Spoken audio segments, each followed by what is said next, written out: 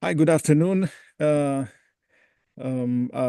we have Asim Thakore. Am I pronouncing your name well? Yes, you are. Okay. Asim Thakore, who currently manages trainings for a national organization working on organizing and social change. He has experience training candidates, campaign staff, and local leaders, as well as managing local campaigns, and as a field staffer on statewide races. As I Thank you very much for agreeing to talk to me. Usually our class time is Tuesday and Thursday from 11 to 12:15, but I'm recording this so I can post this on on our link and the students can watch it. But they provided some questions for me. If you have the time, I would like to start with you introducing yourself. In general, what do you do? What are the things that are relevant for a class in analysis of political communication? Yeah, absolutely. So first of all, thank you for the invitation, and thank you to your students. Really appreciate the opportunity. Uh, so I am the training manager for a national organization focused on social change and policy change. Um, in terms of relevance, a lot of the training and courses that I make are focused on communications, are focused on storytelling, are focused on organizing as well, which is more broadly pertaining to communication. So I think there's that aspect, and then there's my experience working on campaigns, which I think from whether that's local or statewide, or being more of an observer on national campaigns, but also knowing folks who work there. So. Okay. So, can you tell us, recently what did you work on or how involved you were with such activities in the past, year or so towards these more recent this more recent round of elections? Yeah, certainly. So, my professional work this year has focused on more skills trainings than uh, any actual election focused trainings. So we broadly teach volunteers how to use these skills. So that could be the storytelling, that could be how to talk intelligently about topic X. Uh, as far as my experience outside, so I am a officer in my local Democratic Party. I was a delegate to the convention this year as well as in 2020. Um, so that activity has actually been quite focused on communications, whether that is telling the story of the top of the ticket, so on a national level, or whether that is locally. So I'm on the Missouri side, you're obviously on the Illinois side, but locally focused on uh, candidate elections or even issue elections, such as Amendment 3 in Missouri. Right. So you were saying something about story building. How do you do that? So storytelling. Telling. So storytelling. There's a really, and I'm sure you've heard of him, Marshall Gans. He's a professor at Harvard. The organizing model that follows that most campaigns on the Democratic side follow is the story of self. So you have to tell a compelling story of your own experience, connect it to the person you're talking to, and then connect it to what you can do together. So it's called the story of self, story of us, story of now. So, um, I would give a compelling story about why I care about issue A, and then I would connect it to what to something that had come up in conversation between us. So we could talk about higher education funding and, state support for higher education. You work at an institute supported by the state of Illinois. I went to a state university on the Missouri side, and I could say, it was absolutely life-changing. It was a broadening experience, and I think that all American students deserve that. And then I would connect it to your experience teaching, and then I would say, if we work together right now, we can ensure that we elect officials who will enact more funding, expand opportunity, which will not only help the cause we care about, but also help the economy, et cetera, et cetera. So that's the basic storytelling framework. Right, right. That is very interesting. Though I teach in Illinois, I live in St. Louis, Mhm. and I because of that I voted in Missouri. But I was involved in the past year and a half with the Missouri Jobs with Justice. Yeah, I collected signatures for them for the propositions that actually won this year. yeah, The one about reproductive rights and the one about increasing the minimum wage. yeah. As did I. Yeah, fantastic. So I remember that, we were trained at the beginning also with this kind of approach as a signature gatherer. You have to start with a story and something personal or something that you collected while you talked with other people at the doors, so people can understand that you are from the same community and you have the same goals, the same worries like them, and whatever they would vote, they just have to understand that this is not just some person's problem; it's the community's problem. Absolutely right. Absolutely right. Yes, yes. Um, do you have you been involved with any campaign that it's recognizable that was recently, on TV for supporting local candidates, the Democrats or something? So I mean, I was involved at a volunteer level with the signature gathering. In terms of things that people could see on TV, I would say that I was a volunteer with a U.S. Senate race on the Missouri side for Lucas Kuntz. He obviously didn't win, but I was a volunteer. I was a donor. In terms of professionally, no, I haven't been because uh, my day job precludes me from working on a campaign. So. Right, right. Okay, so then can you tell us something about this training? How many people do you manage? Is it a large group? Yeah, so we actually have a volunteer training team. So our training team is about 30 to 40 volunteer trainers. So these are all folks who were sort of our star volunteers who stepped up to training and in whatever area that they have expertise in it. So we do have some communications trainers. We have people who focus just on data. We have people who focus on uh, you know, community engagement, on some people that focus just on a very particular program that we run. So there's a large group. We try to standardize the templates, standardize the format. We have a train the trainer program, so we make sure that we have some standards across the board. But it really is it's a very impressive group of folks, and I learn a lot from them. So. I understand. Well, after a week from the elections, I got the chance to discuss with some of my students yesterday in class, asking them what was their opinion, why did they think there was such a sweeping vote moving from the Democrats to the Republicans. And of course they expressed their opinion, but what is your opinion? What happened this time? Yeah, so I will say that I've seen a lot of social media posts of people saying it was A, it was B, it was C. One of my favorite sayings is it's not one thing, it's everything. Um, so I think there's always a number of factors that move people. I think you do see in political media, especially how I always say that political media and sports media really mirror each other.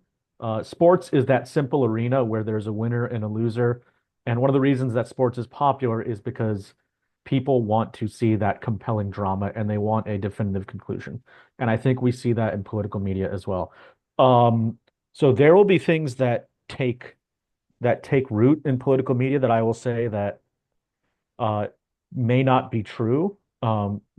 Whether or not they're true is difficult to discern right now because exit polls are notoriously difficult to parse, and the true data usually comes out 2 to 3 months afterwards, where you can really get granular and really find out what happened. I would say that the way we do things is or the way things are reported. We have red states and blue states, and I think that's how it's reported. But if you actually look at sort of the melding, there was definitely a rightward shift.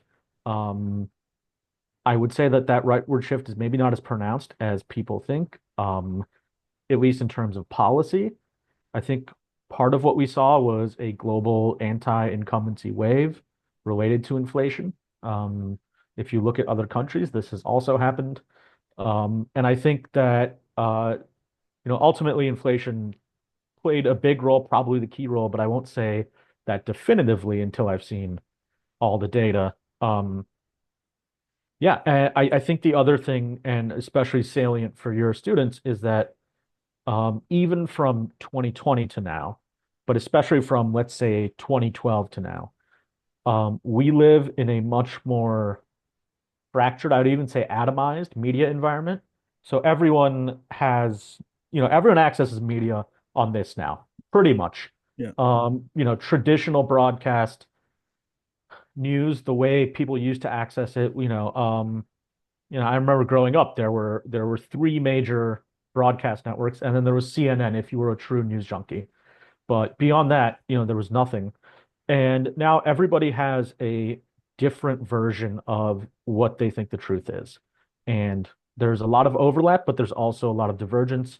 And I think that this is probably the second true social media election.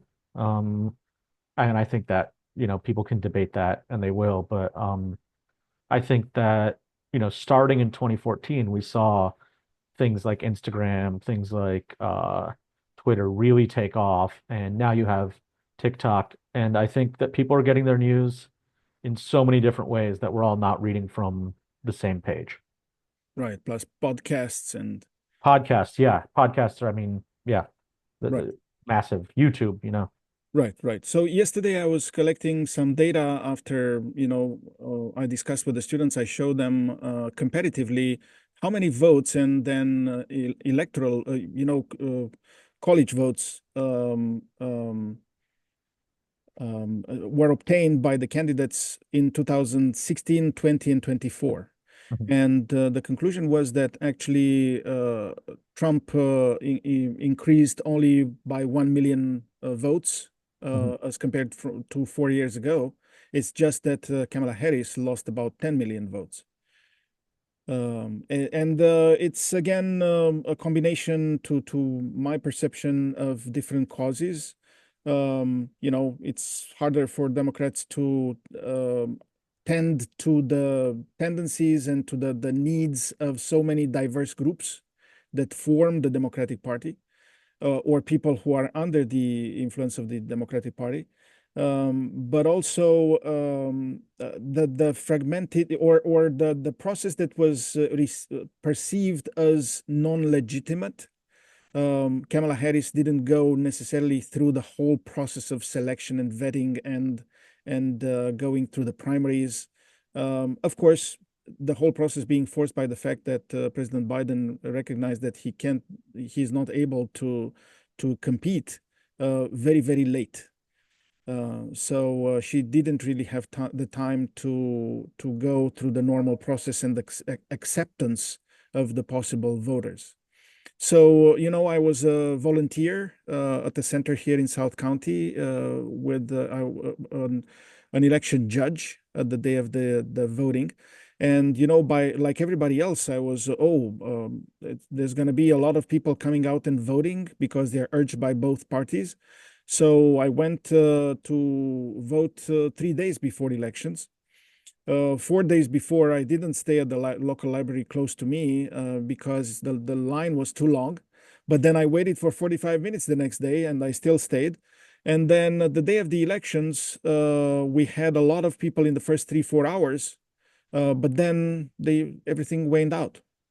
So we had long period of time when people didn't come to vote at all. So I think it was the same trend around the country. And to lose 10 million votes as compared to 4 years ago, you cannot say, like some people were saying in the media, that Trump had a sweeping vote or that he increased the map for himself, especially with the African Americans and Latino men. but it is not necessarily true. Yeah, I think we'll see how the demographics shake out in a month or two. I would say that, one of the big things that I have been thinking is that in 2020, we were all inside. We were all inside, and all we were doing was watching TV and looking at our phones for the most part. People, of course, did some things, but socializing was at a minimum. And I think that it was also, it was a time of turmoil. There was COVID, there were protests, there was, George Floyd's tragic death. So there was all of this focus uh, on policy and politics. And it was the key factor in so many people's lives right at that time. And I think that that constant media attention to it drives a lot of things. I saw, and this may or may not be true, but I saw something online recently that said one of the topics that trended after the election is, did Joe Biden drop out? Um, so I think we are again in a different media environment, in a brand new media environment. But yeah, it's one of those things where you know why didn't those voters show up? Was it a question of not being motivated by policy, of not being motivated by the candidate, or was it just a question of voting was not as important of an issue to them, that policy and politics were just not as central to them? And my theory is that it's a combination of all three, but that that last factor may be overlooked and it might be important. Mhm. And people after they see some policies that are put in place by the new president, every time, every 4 years, they rearrange their decisions. Yeah, Because if they see something that they won't like, they might come back and vote again with the Democrats. yeah, absolutely. I mean, it's you know, voters are notoriously hard to pin down. Very few are ideologically consistent, I would say. You will find voters that believe, 9 out of 10 policies that agree with whatever party, and then on the 10th, they will be the polar opposite.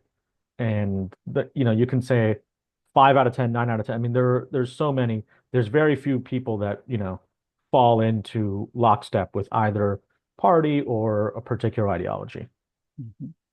My last question before I start the questions from the students is, after two attempts of having a woman president in the United States, do you think this is for the moment doomed and the next attempt should be necessarily a male of No, Democrats? No. no, I do not. I don't think there should be any sort of test or thing like that. I think you judge the candidates on their merits. You know, Secretary Clinton had some baggage from a damaging primary and from what I would characterize as a very, very concerted attack on her from the time she was first lady until 2016. Vice President Harris, I think, had both the advantage and disadvantage of having a very quick ramp up to a presidential campaign. So, the advantage is that she didn't have to withstand 20 months of grueling attacks. But the disadvantage is that, she had to not only introduce herself, because, vice president is this very odd position where you have a lot of name identification, but not really a lot of definition of yourself. People know that you're the vice president, and that's about it. Um, and yeah, so I don't think that there should be any sort of, oh, we have to, find someone who fits this profile. The important thing is to find somebody that is a good communicator, that is a consistent communicator, and that uh, can really drive a message that is compellingly tied to what I talked about earlier, which is their story of self, right? So I think about people like Barack Obama, right? So one of the reasons that Barack Obama was so successful is because he was so authentic, because his story was about, his campaign was actually about really serious, really high level policy if you actually looked at it. But the way he was packaged was, I am the candidate of change. I am the candidate of hope. And his story was told in such a way that, you know, that really resonated with people. People saw that and said, yeah, that guy is going to bring change. That's who we need. Similarly, if you go back to Bill Clinton and his 92 campaign, it was really a lot of the same. I don't know if your students may have watched some of his campaign commercials. Campaign communications obviously very different back then, but they released an entire movie called The Man from Hope because he was born in Hope, Arkansas. Mhm. And it was, I mean, it was a fascinatingly well-run campaign. It's honestly one of the more interesting ones to study. Right, right. Well, when I was a graduate student, we watched uh, Wag the Dog. Yeah, there you go. There's Wag the Dog. There's The War Room, which is about the Clinton campaign too. It's Yes, about James Carville and Paul yes, McGowan. yes. Yeah, there will be a documentary about James Carville, right, on MSNBC, I think this week. Yeah, I think it's just been released. Yeah. Okay, thank you very much. So let me ask some questions from my students that I collected last night. What do you think are some helpful strategies of political communication during a campaign? Helpful strategies of political communication during campaigns. So first of all, you have to. So I'm thinking back to like the school board races that I managed because that is, the all that is communication. You can spend a little bit of money on things like mailers and things like that, but you're not really going to buy advertising or anything. Or if you do, I think we bought $100 worth of advertising in the high school newspaper and something like that. But that is really like communications at its most basic level. You first of all have to, so the candidate has to have a compelling reason to run. What is their theory of the case? What are they going to do? What changes are they going to make? What policies will they enact? What will their stance be? Why them? Why now? And they need to answer that. And that's something only the candidate can answer because it has to be an authentic story. So an authentic campaign is more likely to win. I will not say an authentic campaign is a winning campaign because you can run an authentic campaign, but if you're a rotten person, then you're going to very authentically lose. So, but yeah, the candidate needs to have a compelling reason to run. I would say the other thing is that you know you can call it an elevator speech, you can call it a doorstep speech, but you need to be able to give those reasons in a very concise way and really win over a voter in a very short amount of time. So, which is why that story of self, story of us, story of now framework is so helpful. Oh, very nice. Okay. Another question asks, in your experience, what is the impact of campaign success on an election outcome? What is the impact of campaign success on election outcome? So, I think what the student is asking is, can a campaign alone win, or do you need the broader environment with you? I will say that um, it always helps to have the broader environment with you. You can win a campaign against the momentum. Thinking thinking about someone that lost this time, John Tester, but also thinking about how he won in what is it, 2018 Mhm. and 2012, where they ran very successful campaigns in what is a red state.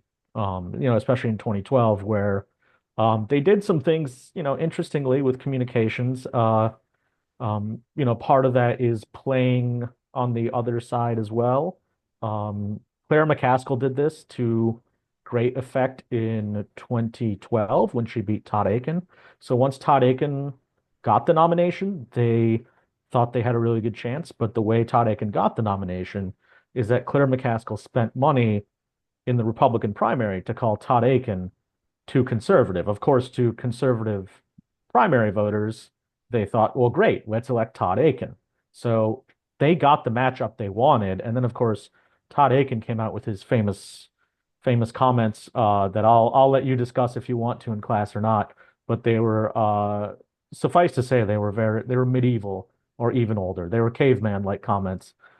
Um, So yeah, I think it really does help to have a to have the momentum with you, but you can win against the wave. I'll say in 2006, I was an intern on Claire McCaskill's campaign, on the statewide campaign, and that summer was a very, very anti-incumbent summer and fall. So George Bush was in office, the Republicans held all three branches of government, and the economy was going badly. Gas prices were sky high. Uh, gas prices are very low now, but within the past year, they were pretty high.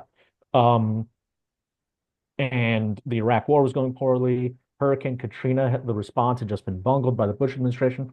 There Yeah. was this sense that things were falling apart. And on top of that, you had these stories coming out all the time about Republican lawmakers and lobbyists. Tom DeLay, the majority leader, I think, or was he the speaker? I can't remember, but had been indicted and arrested. There was the Jack Abramoff scandal.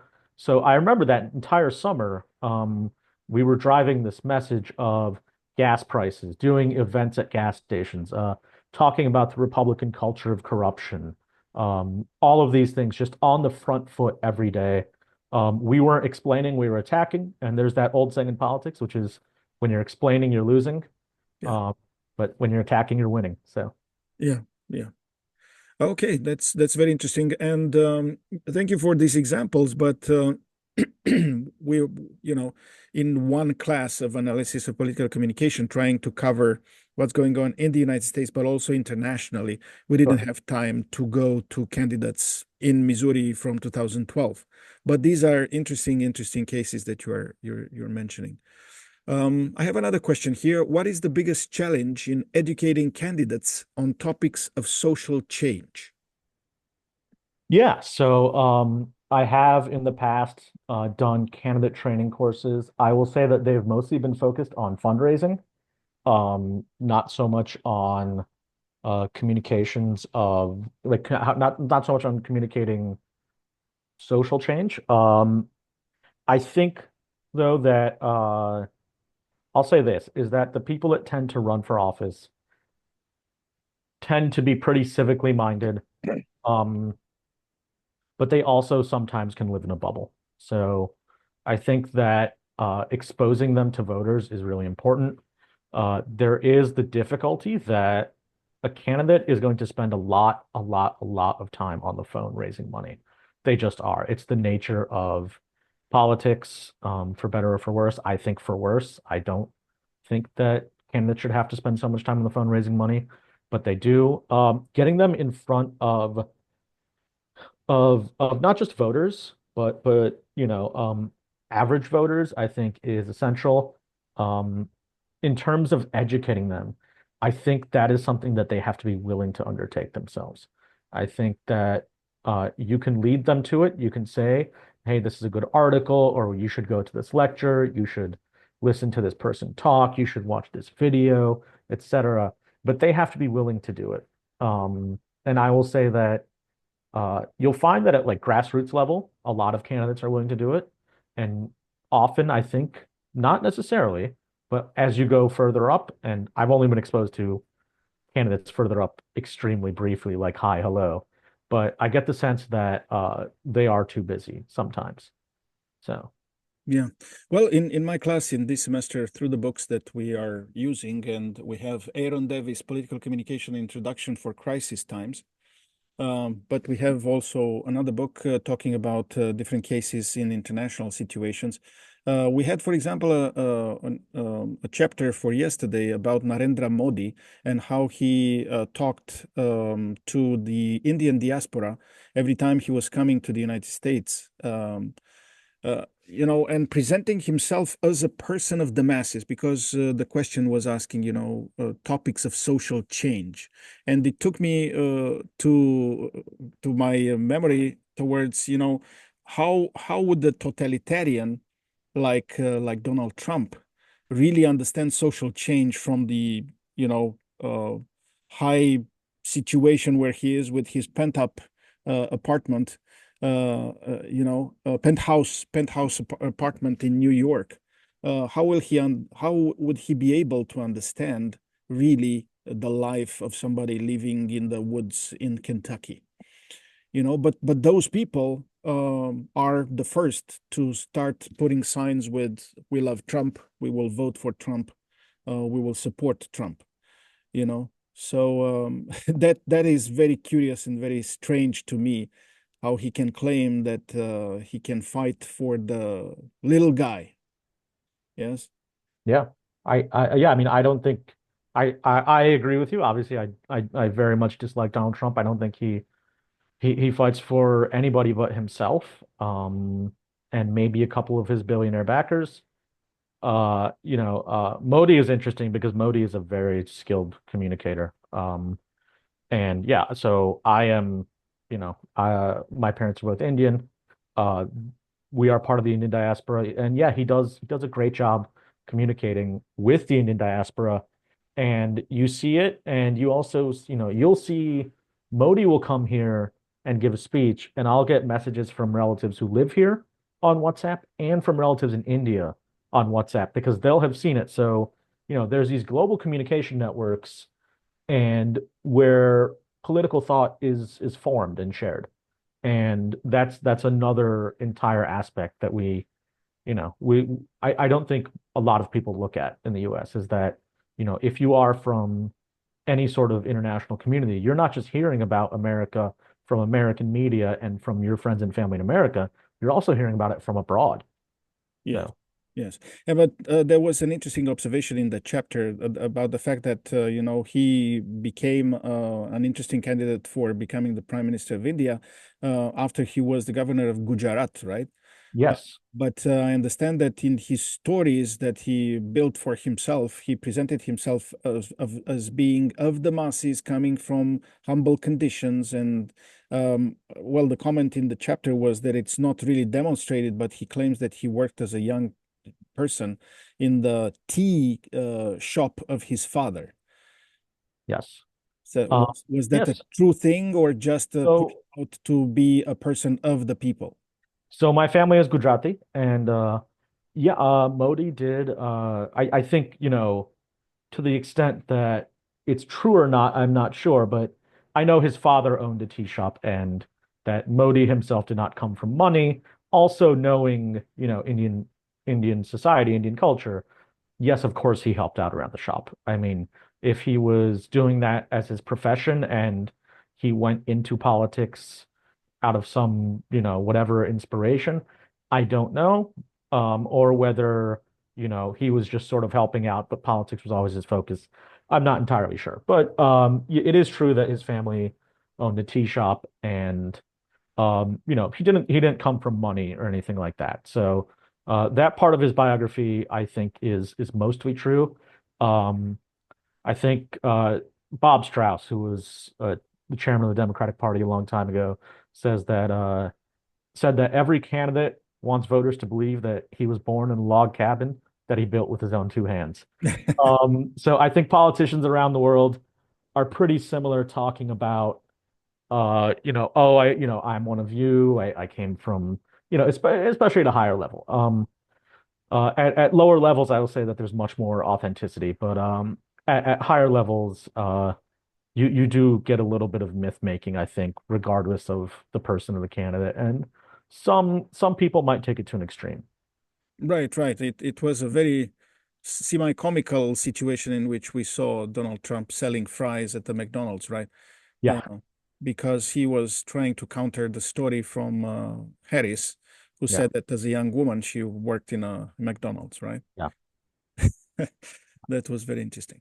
I have another question here. What has been the most interesting interaction you have had while working as a field staffer? The most interesting interaction I had working as a field staffer, I would say, I had I was calling off a list to recruit volunteers to come in and help out with the campaign. And I called someone on the list, and it turned out to be the county executive of St. Louis County. And we got into like a 40-minute discussion, very complimentary, about uh, the bond status of the county. which is very dry unless you are very interested in public policy, which I am. So it was very interesting, and I fell behind on my work a little bit, and I had to scramble to catch up. But that was an interesting interaction in terms of like rubbing elbows with famous people, people that your students might know. I'll say it has happened, and I've gotten to say hello and just hi, and like, usually it's been another elected official, and just yes, absolutely, like someone, like it was never my job to schedule the candidate or staff the candidate. But just, oh yes, yeah, like, if someone walks into the office, yes, absolutely, let me go get someone. So that's been the extent of it. I will say that people get into field and people get into political work not because of star power or anything like that. Um, you should get into it because you care, and the way you know you care is that if you if you can't stay out of it, that's how you know. Like, you will catch a bug, and once it's in you, and you will be involved. That's it. And if it's not for you, that's okay. As a citizen, you can engage in different ways. Yes. But yeah, you'll know if it's for you. You'll just feel this draw. Yeah. Yeah. That's true. I have here two questions from a student who's very much interested in, what's going on with gun violence in the United States. What do you think is the largest or most harmful piece of misinformation out there about gun violence in the United States today?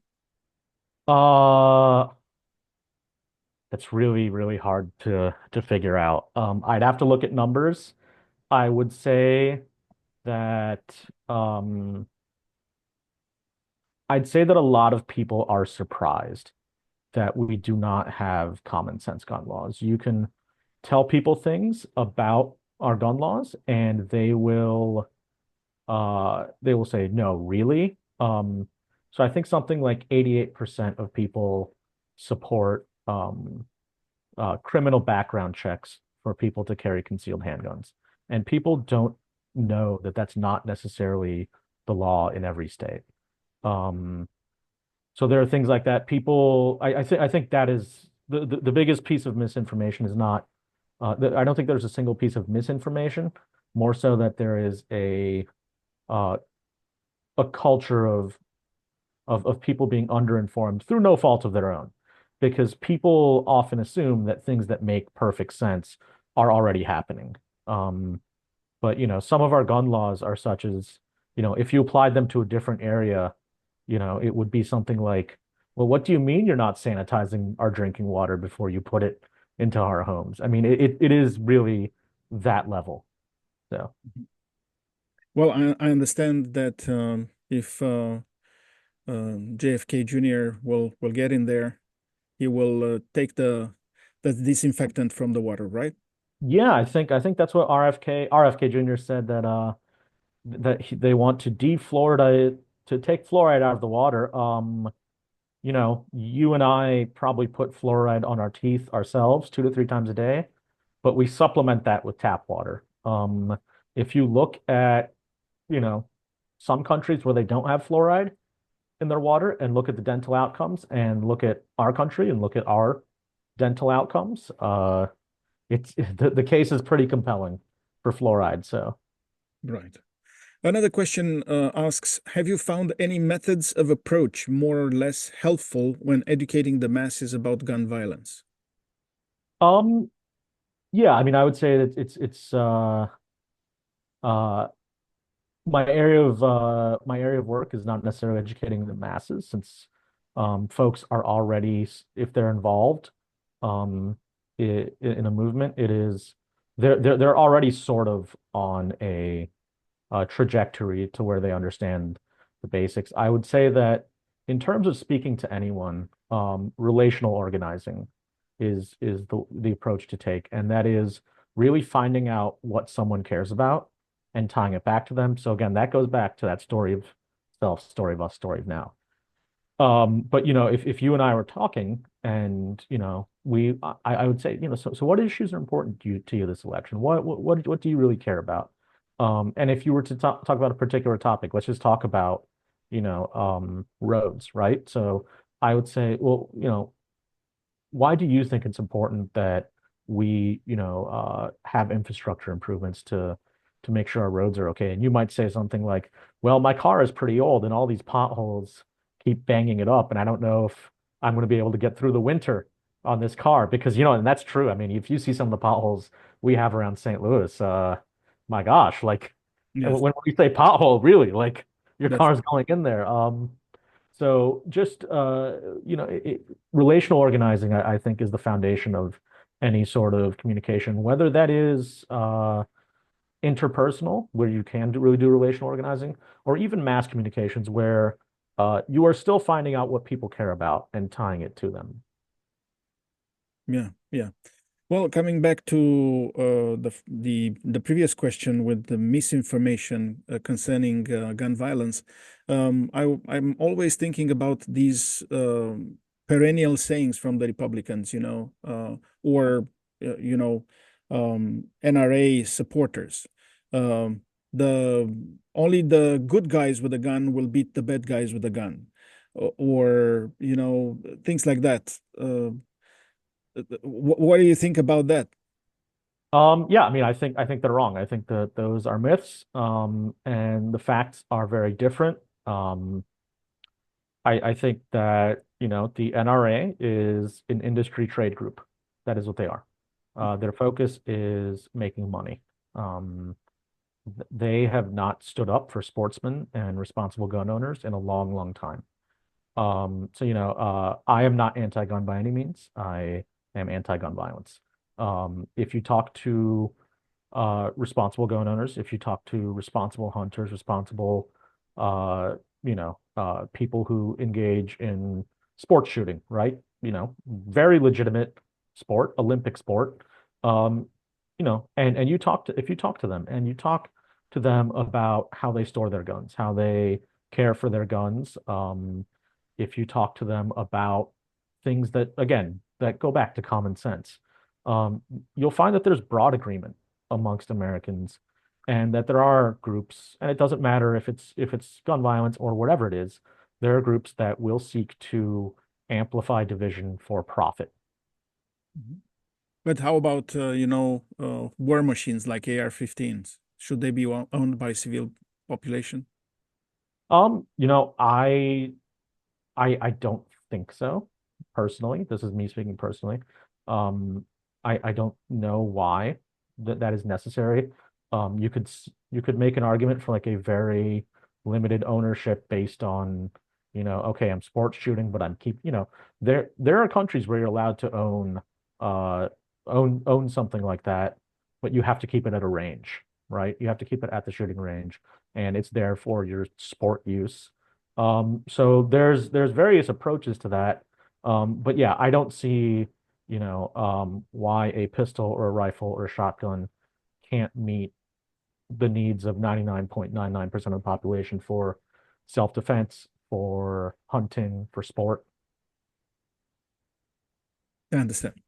Okay, so moving to another question. What are some ways campaigners can build genuine trust with local communities, especially when trust in institutions is low? Yeah, well, that is a big question. It's one of the big questions of our times. It's probably a question that for which I don't have an adequate answer. But I will say that I think, again, going back to relational organizing, which is building a true two-way relationship um, with the community, with people.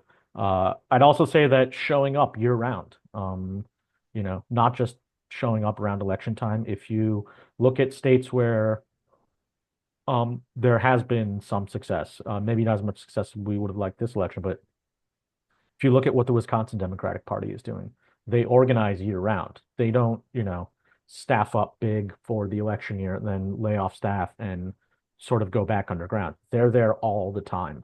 Now that's hard to do. It takes a lot of money. I would say that, for as much money as the Democrats raise through, and I get it, everybody gets a ton of emails, everybody gets a ton of text messages. Um, that is the Democratic side of things is and the progressive side of things is still at a disadvantage money wise. So all of those annoying texts and the emails that people get, they're necessary. They do tend to work. That's why people get so many of them. Um, and yeah, I would just say that that year-round organizing and actually being part of the community, hiring from the community, which I think actually campaigns do a pretty good job of these days. Mhm. But I think those are all essential. Right. And linked also to the previous question, there's another one.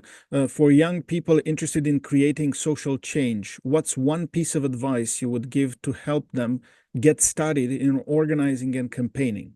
Volunteer, show up, volunteer and show up. That is absolutely how you'll get a job. That is if that's what you want, or you will just make change.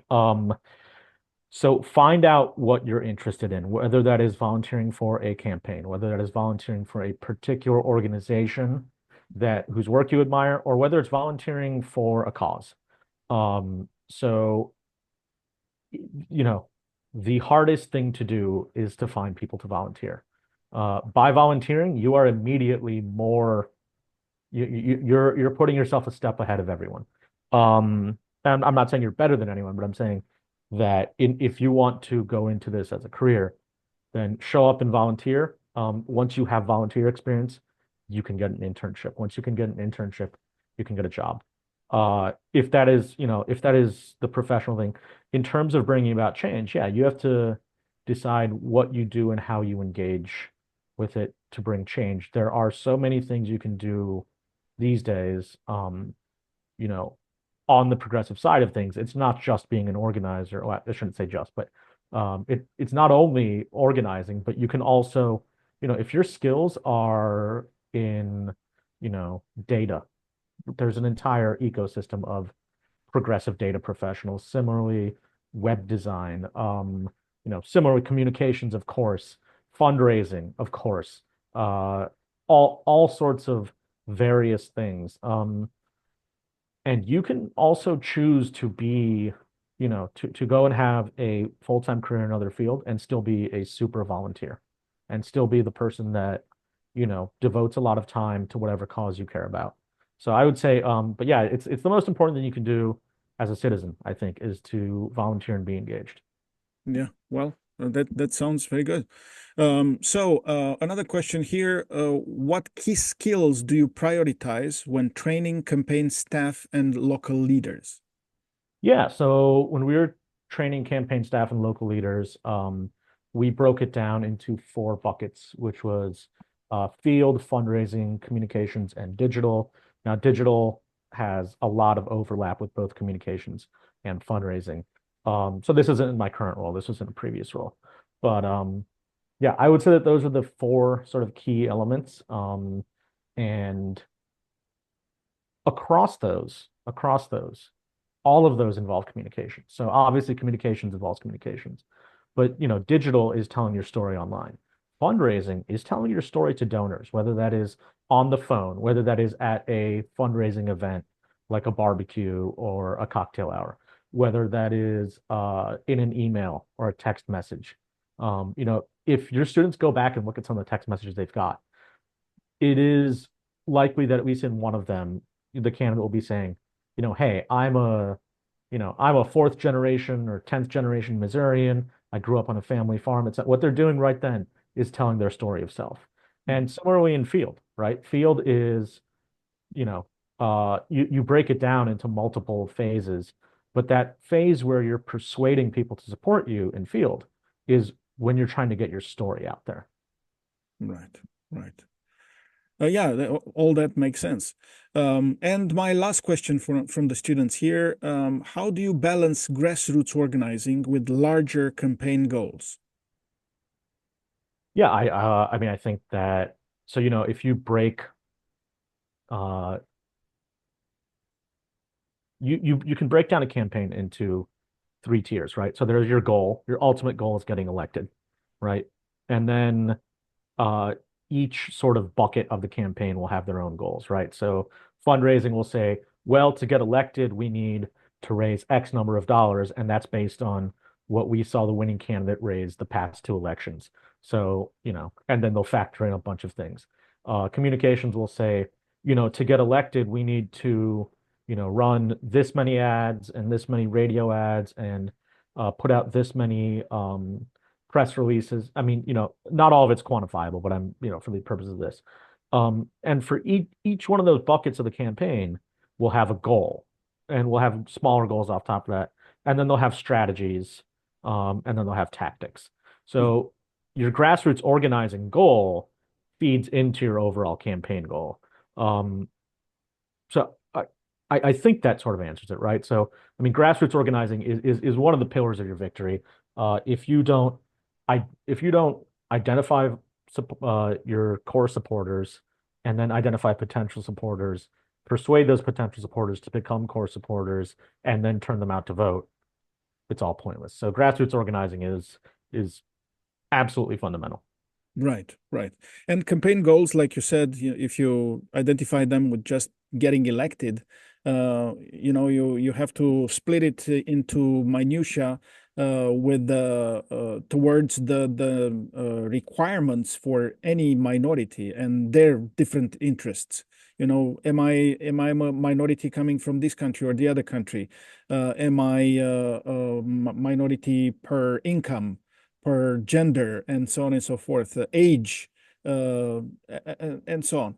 So there would be different ways to approach individuals, then small groups, then regions, then states, and Yeah, so forth. yeah, and absolutely right. And I think, that level of targeting probably only happens from a national campaign or political action committee, which has the resources to do it. Of course. Thinking about like state rep level, right? So if you're running for the state house in Illinois or Missouri, you are probably not getting that granular on targeting, although with digital, you might be able to, depending on the tools available to you from YouTube or Meta or whomever.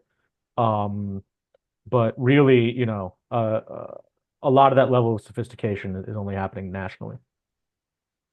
Yeah. Yeah, yeah, all of that makes sense. I wanted to ask you a personal question now at the very end, because I was involved with those campaigns of collecting signatures, and those measures won. Yeah. So, do you know what would be the next phase, for example, for the reproductive rights? Will it go automatically into the Constitution, or what is the next step?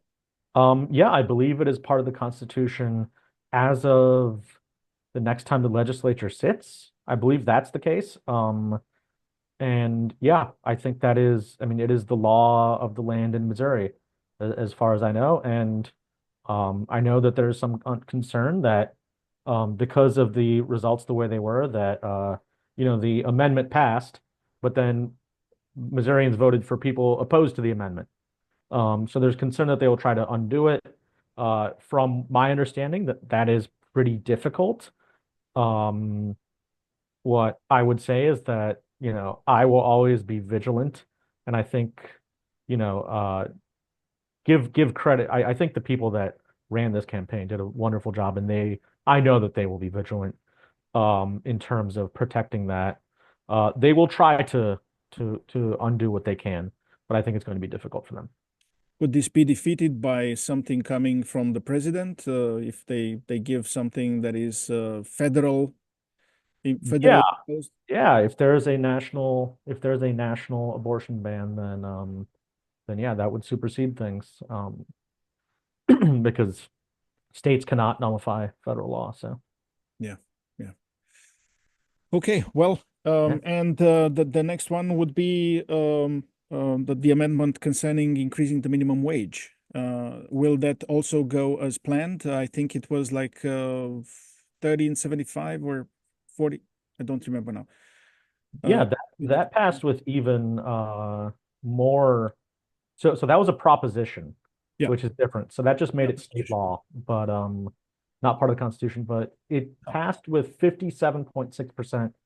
I think, if the state legislature wants to mess with it, they might try, but I think the fact that it passed with 58% is bodes well. I think that reducing that would be a political misstep for them. But um, I'll say this is that they've made political missteps before. So I wouldn't put it past them, but I think um, this will, it's supposed to go into effect May 1st of 2025. So we'll see. Yeah, yeah. Okay. Yeah, Thank you very much for our conversation. I yeah, think this is a treasure trove for our students when I'm able to discuss with professionals in the field, because yeah, there's no book that could teach you share with you the personal experiences that you went through, like you were remembering when you were an intern for Claire McCaskill. You yeah, know, yeah, and I had a series of conversations with professionals like you and professors of political communication around the country, with people from Washington, D.C., and so on and so forth. But the knowledge that you bring that is more relevant for us here regionally, locally, I think is very helpful for our students. yeah. I'm happy to help. Yeah, it was really fun. Thank you. Thank you very much. And if any of our students would like to contact you in any way with some questions, would you be available or not? Yeah, you have my personal email, which you can absolutely provide to them. Yes. Thank you so much. Of course. Yeah, Have a great. good day. You too. Bye bye.